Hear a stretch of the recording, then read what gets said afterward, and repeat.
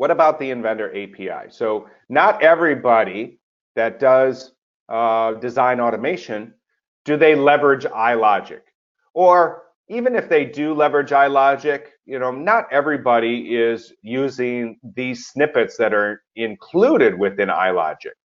Like myself, a lot of the coding that I do for logic and functionality, I very rarely use any of the iLogic snippets. I leverage the Inventor API in order to write my logic in such a way where I can do more than what the iLogic snippets allow me to do.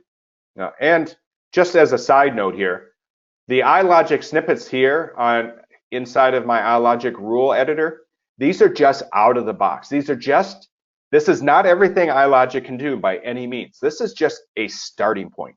It's literally the tip of the iceberg in terms of functionality. So this is just to help you along, to get you started so you can understand some of the capabilities that iLogic can do before you start extending that, where you can start leveraging the Inventor API. So let's take a look at that. The Inventor API. For those of you that aren't familiar, the Inventor API help, if you go to your question mark up here in the upper right hand corner, go to help. There's this programming and API help right here. If you really want to start understanding the Inventor API, which I encourage everyone who is interested in Inventor automation or design automation, I encourage you to understand this. Go through this help. Start from the top. Get the SDK installed. Start going through this and understanding what's new. What is the Inventor API? What can it do? So from a very high level, for those of you that aren't familiar with the API, it can do about, I would say, 95%, maybe 96% of what you can do as an end user with an Inventor. So the vast majority of the capability inside of Inventor, you can access those functions through the Inventor API. So when it comes to either creating geometry on the fly, adding or removing features from a component, removing components from an assembly, developing drawings, sheets, views, dimensions, balloons, the whole works, you can use the Inventor API to accomplish those things. So if I scroll down here, underneath my Inventor API reference manual, which is you'll be using this a lot. I use it all the time. When I get a customer comes to me or a user comes to me and they say, hey, can we do this? I want to be able to accomplish this within my design. And it's something that I do over and over and over again. Is there a way for me to automate this? So I push a button, it does this process, and it's consistent, it's repeatable, it's never wrong. Is there a way for me to do that? The first thing I do is I come in here and I start looking through the API because it's massive.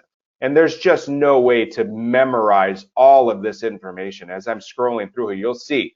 I mean, it encompasses so much functionality within Inventor. There's no way to memorize all of this. So I always come here and I always take a look. Well, is there some way for me to access that? So let's look at iParts. So can I do something with iParts through the API? Well, as I scroll through here, iAssembly, okay? So there's a whole group of iAssembly stuff here, from the factory to the individual members to the different cells and columns and rows. So yes, there's some incredible functionality here in terms of working with iAssembly factories, like being able to delete a row from a factory, break a link from a member to the factory to make it a unique file. If I have a member within an iAssembly, can I get to its parent? Well, yes, I can. So this is just a quick reference for me to understand, can I do something very specific in terms of iAssemblies? If I scroll down a little bit further, I can see that there's some here pertaining to iParts. So yes, I can do specific things with iParts as well, like what is the default row, or what is the file name column, or material column? I want to access something there. How many columns or rows exist within my iPart. I can quickly access that information. So there's some functionality right here inside the API to work with iAssemblies and iParts. And what I typically do is I find what it is that I want to do. Say I want to delete something from an iPart factory. Well, here's the syntax for it right here. And then what I'll do is I'll use that syntax inside of my iLogic in order to develop my iLogic rules. So as opposed to using my snippets, I'll write out straight VB.NET code inside of my rule editor that leverage the Inventor API. Okay. So for those of you that want to know a little bit more of what that looks like, I encourage you to look through the Inventor API help, whatever version of Inventor you might be using. How to access it is exactly the same. You can do it right here through your application, your Inventor application. There's also online help that you can access if you just do a Google search for Inventor, whatever version you're using, API help. It'll take you to the online version of the same thing, so you don't even need to access it through Inventor if you don't want to. Okay. If you scroll down all the way to the bottom here, we're going to see that we have these sample programs as well. So if there's something that you want to do in terms of, there's no sample projects for iParts specifically that I could find, but for assemblies and parts, there's two different sections here if you want to do stuff with specifically with assemblies and within parts. There's some samples here of what you can do with some different things. So say as an example, you want to do something within a 2D sketch.